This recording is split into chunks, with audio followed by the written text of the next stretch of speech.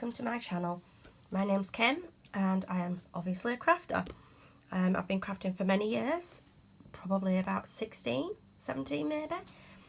Always crafted all my life, loved sewing, crochet, and then came paper crafts and, well, what can I say, the rest is history. I've stuck with paper crafts and I've quite a collection. Now I've brought today a little project that I've been working on. This is for Scrapdaworld, for her challenge that she's got going on. Tamika is hosting a challenge called Issa Link Party. This is for volume 6. I am also incorporating into it my design team challenge, which we have to post on the 7th and the 21st of the month for the cutting cafe. And this month Regina said we could use any file that we cared to use, so I've used a few embellishments, but I will show you them in a minute. This project is going to be a bit of happy mail for somebody. I'm not really sure who yet, but I'm sure I'll figure it out. And I've just created a little rosette at the front here with crepe paper. I know they're all the rage right now, so I thought I'll get on the bandwagon and have a go. Got some little paper flowers here.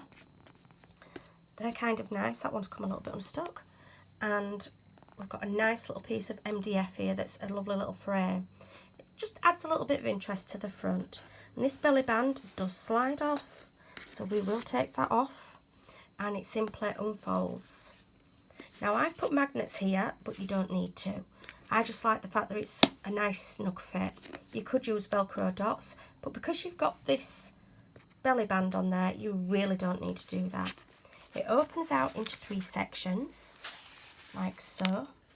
And in each section you will have a pocket, as you can see there. You may be able to see the acetate window. Inside there are the flowers. I've made these and packaged them like this. Nice simple packaging, but it still looks pretty.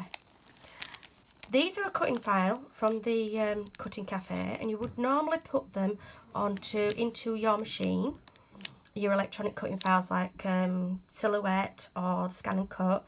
I use a Scan and Cut, but on this occasion I wanted to show you that you could print and cut.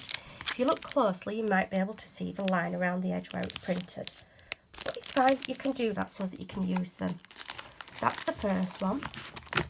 The second one I used was the mason jar.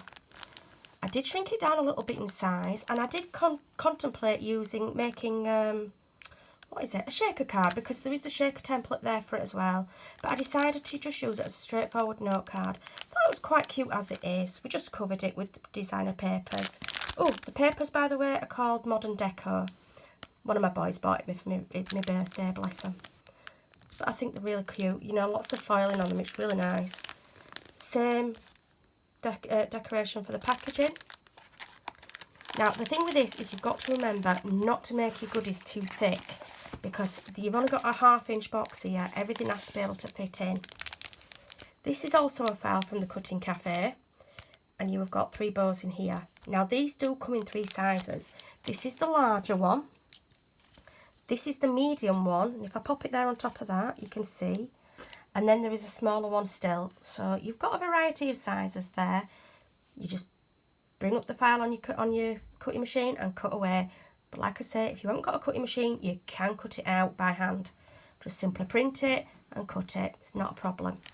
Simple packaging. You don't need anything flashy. It's going inside the box. And there we go. Fold it all up. Close it up and back on with the belly band. How cute's that? Really nice little gift. Really nice way to send a few little crafty goodies to friends. I think it's really pretty. I will add all my links to the files that I've used, to Tamika's tutorial for the box. And if you like the video, give me a thumbs up. I really need those likes. And I will see you next time with another project. Bye!